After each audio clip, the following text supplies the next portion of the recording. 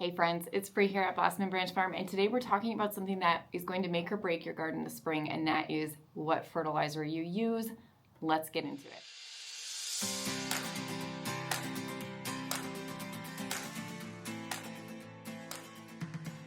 I know everyone is super busy. It's spring. You all would rather be outside than watching YouTube. Just pop your headphones in and head outside and do some weeding while you listen to this. I'm going to try to make it quick. So what I want to talk about today is why I don't recommend using liquid fertilizers in the spring. So oftentimes I get someone saying, you know, I'm using XYZ, Miracle-Gro, or fish emulsion, or whatever it is in the spring to get my soil, to get my plants up and running. But it's not going to be your best option. Okay, so I'm going to show you my 3 favorites here at the end of this video, alternatives to liquid fertilizers.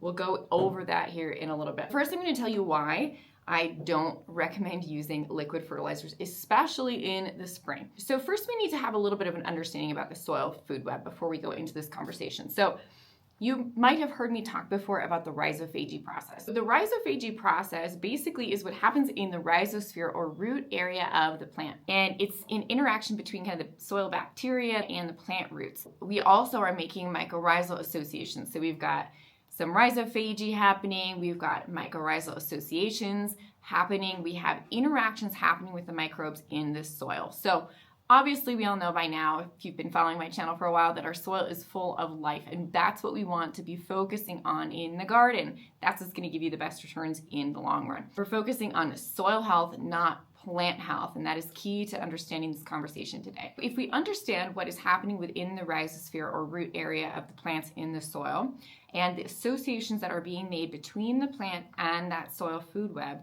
then that helps us to understand why I recommend organic matter-based fertilizers over liquid fertilizers. This is not to say that liquid fertilizers don't work. I know that some of you in the comments are going to say, but I use blah, blah, blah every year and my plants look great. That might be so, but you're also having to buy a bunch of fertilizer every year, and there are downstream effects of using those fertilizers because liquid fertilizers tend to be highly mobile in the soil. They tend to leach, they tend to work their way into water supplies. They can lead to things like eutrophication downstream or the death of aquatic life, like in the Gulf area, down in the Gulf of Mexico. There are other effects of using liquid fertilizer beyond what's happening with your plants. So we always want to bear that in mind, and also just all the plastic and the bottles required and the shipping and all that stuff, right?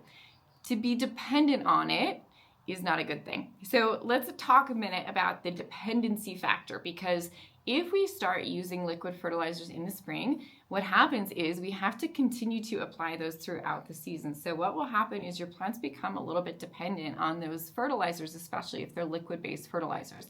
So why is that?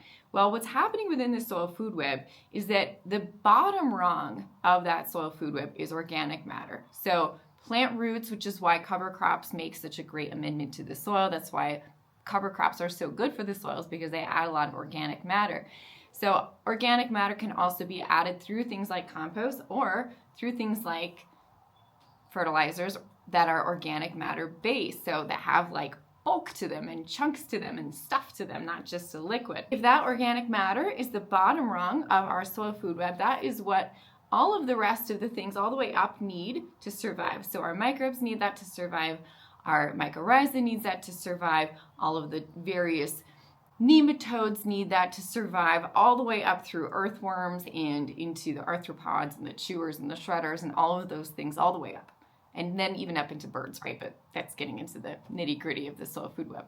If we know that the organic matter is the bottom rung, we're kind of probably starting to understand why organic matter-based fertilizers are better than liquid-based fertilizers. It's because liquid-based fertilizers don't provide any organic matter. All they're going to give us is some nitrogen, some phosphorus, some potassium. Potentially with biological-based fertilizers, they will add biologicals, which are good, but I would still always encourage you to add them in congruence alongside with some organic matter-based fertilizer or compost, because we want to also be feeding that bottom rung of the soil food web. We want to be providing more organic matter. So now if you are doing other things in the garden that are regenerative, and I'm going to link our regenerative course below because I'm also doing a sale on it for this week. So if you want to get our cover crop course and our regenerative gardening course, I'm going to have it on sale this week. If you're following the practices we talk about in that class, things like cover cropping, things like mulching using organic matter, then you probably already have a good amount of organic matter in your soil, but it's still going to be better to fertilize with an organic matter-based fertilizer than just a liquid one, okay? So we understand that organic matter is the bottom rung of the soil food web. We also have to understand what's happening with the plant itself. So I mentioned that if you start applying fertilizers early in the spring, especially over applying them, what happens is our plant becomes dependent, and here's why. Normally in nature, what happens between the plant and the soil food web is that the plant starts growing and it says, okay, nature has designed this perfect, beautiful system, right? And it says, I need nitrogen right now. I need phosphorus right now. I need potassium right now. And if there's organic matter in the soil microbes are able to mineralize those and turn them into what the plant needs at that time. The plant signals to the microbes what it needs by putting out exudates, basically like sugary type stuff to attract those microbes. And then it takes in the minerals and then it spits those microbes back out, and the whole process starts over again. This is rhizophagy. If we allow that to happen like it does in nature, then the plant is forming the natural associations that it's going to make with the soil food web to create a healthy network between the plant roots and the soil food web. But if, from a young and early stage, we start coming in and saying, here plant, here's all of the stuff that you need, then the plant doesn't put out those exudates to the soil food web and say, hey, I need this, mineralize, do your soil food web thing, form associations with me. Instead, that plant says, no, I don't need to do that. I've got everything that I need here from my liquid fertilizer. But then it becomes dependent later on because it hasn't formed those associations, especially early on in spring when they're important. So then we get into the cycle. You have to be fertilizing every 2 weeks. That's because your plants have become dependent on it, right? We haven't let the soil food web do its job. And if we are following those regenerative gardening practices, we should not be having to add all of this extra stuff. Some nitrogen, for sure. That's always going to be helpful. But again, doing it with an organic matter base, not just liquid. So we don't want to be creating this dependency by basically cutting off, right, the natural process that happens between the plant roots, and the soil food web by giving our plants liquid fertilizer. So what do I suggest we do instead? Most soils do need a little bit of nitrogen every spring, especially if you're in a small space or if you're gardening in a container or a contained raised bed and you're really producing a lot in a small amount of space. Highly likely that you're going to need to fertilize with something. We talk about in our cover crop course how you can use things like legumes and peas and use that as a cover crop to put nitrogen down into your soil, but not every cover crop is going to be a nitrogen fixer, and a lot of you probably have not cover crop this year, and that's okay. So instead, what I'm going to suggest, if you can't do a legume or a nitrogen fixing cover crop, is one of these three options. So first we have alfalfa pellets. You guys have heard me talk about the alfalfa fertilizer many times before. Usually what I do is I mix this with some water. I will link the video below where I show how to make this. We mix these with some water. We add usually a scoop of compost or some mycorrhiza or some kind of inoculant. The BioCoat Gold from Advancing Eco Ag would be a great option to add into that. And then we let it sit overnight. It turns into a mealy, powdery texture. We mix that into the soil. You've got some nitrogen. You've got some naturally occurring plant growth hormone that's present in alfalfa pellets. And you've got that organic matter that we're talking about. So we're improving the quality of the soil. We're giving some organic matter. We're giving some nitrogen, some plant growth hormone. Love the alfalfa pellets. There's always a lot of talk about using organic versus conventional because alfalfa tends to be a higher herbicide use crop.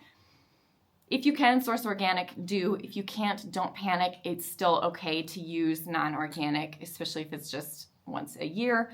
I've pretty much always used non-organic and I haven't had an issue with herbicide contamination. But if you're concerned, just use organic. You can usually order it from like Tractor Supply or those big kind of feed supply stores. If you have a feed store locally that sells like rabbit food, horse food, livestock food, you can get these there in a 50-pound bag. 50 pounds will cover about 4 by 8 raised beds. All right, next up, and probably next available, would be manure. So either a good aged manure, if you can source a good aged manure locally. It's just a little bit tricky because you never quite know how old it is. You never quite know if there's weed seeds in it, if there's herbicide contamination in it. You know, it's a little bit hairy, but if you can trust a source, this is our sheep. Don't be grossed out that I'm touching this, but they're totally dried out. These are sheep manure pellets, and I'll usually just pop one in each planting hole. These are aged. They've been sitting in the pen for probably about 4 months, so fine to use. But if you don't have a good source of manure, I want you to go out into your yard and collect a bunch of bunny poop. I know that sounds crazy, but you know where the bunnies hang out, and if you go out in the morning, you can often find like their little pellets around. Go collect those bunny pellets, because bunny manure is a great fertilizer. You don't have to age it. You can just pop a couple pellets into each planting hole. Great source of nitrogen and organic matter, okay? And also microbes. So manure is great because it also has that microbial content. So especially if you're using like a ruminant animal, especially if you're using a ruminant animal like cattle or sheep, then you're getting really good microbial benefits from that. And then the last one, this is probably the most expensive option, but also pretty easily available online anymore. These are wool pellets. Now these have gotten a little bit wet, so they don't quite look so pelletized anymore, but even raw wool will work. And you guys have seen me use raw wool many times, especially in seed starting and in our wood seed trays and in our soil blocking recipes. But this is another great place you can use them. It's just directly into your garden, right into your planting hole. I'll usually put a couple of pellets in there. Wool is a really great slow release nitrogen source, and it also provides a little bit of moisture retention. So during the season, throughout the season, it's also going to help keep those plants a little bit happier underground, because it's going to help with that water retention. It also helps with drainage. So if you have clay soil, it's good. And if you have sandy soil, it's good. So those are the three that I like to use: an aged manure, alfalfa pellets, or wool pellets. That's what I would be using personally. That's what I do use in my planting holes. If you want to really make it last and spread it out, say for example, you're going to buy a bag of wool pellets, but they're expensive. You only have to use a couple, put it right into each planting hole at the bottom of the hole. You don't have to put it all over the surface of the soil, just put it directly kind of around the plant roots. That'll help. Now with the manure though, okay, with the manure, if you're not sure about how old it is, if you're not sure if it's aged, or if you're not able to source bunny manure, then I would not use that directly in the hole. Then I would kind of put it around the plant and water it in, and that way you're not going to have to worry about burning your plants. The alfalfa, you shouldn't have to worry about burning. Ooh, that's not really going to happen. Those alfalfa pellets are a nice slow release fertilizer. So that's another benefit of the organic matter based fertilizers versus a liquid fertilizer, is that you don't run that same risk of burning your plants like you do with a liquid fertilizer, especially because it's not just, right, the nitrogen content. Sometimes it's also like the sun reflection. If you're watering and you're doing a foliar feed, then sometimes the sun reflection can burn your plants because of that foliar feed. Now, just anticipated a couple questions that might come up, so let's just get those out of the way and answered for you before you put them in the comments below. One is, what if I can't get my hands on any of these things and I already have some liquid fertilizer that I need to use? I think that is fine, but I would also add something like a good homemade compost. So provide some organic matter, mix that in with your liquid fertilizer if you're going to be using it, because compost on its own, not a fertilizer. So that's why I didn't use compost in these examples, because compost is not a fertilizer. It's really not going to provide nitrogen except over the long term when we're looking at it, because it's providing nitrogen through that rhizophagy process. But in terms of like a short, quick burst of nitrogen, compost is not going to be it. And by the time you add enough compost to get nitrogen from it, you're probably going to be overloading your soil with phosphorus. So that's why we're thinking of compost really as more of an organic matter, but not an organic matter fertilizer. But if you're going to be using a liquid fertilizer, I would do it at the same time that you're using your compost, adding your compost to your soil. And remember, we just want to do a little bit of compost, not a ton. I will put the Garden Gold video down below and link that too, so that you can look at all the things I'm talking about here with compost and why we don't want to overuse it and why it's not really a fertilizer in the garden. And then the last thing I think you're probably going to ask is like, what about things like bone meal and blood meal? Because those are technically organic matter, right? There's some bulk to them, but they're really not going to add a lot of organic matter to your soil. They're pretty much a powder.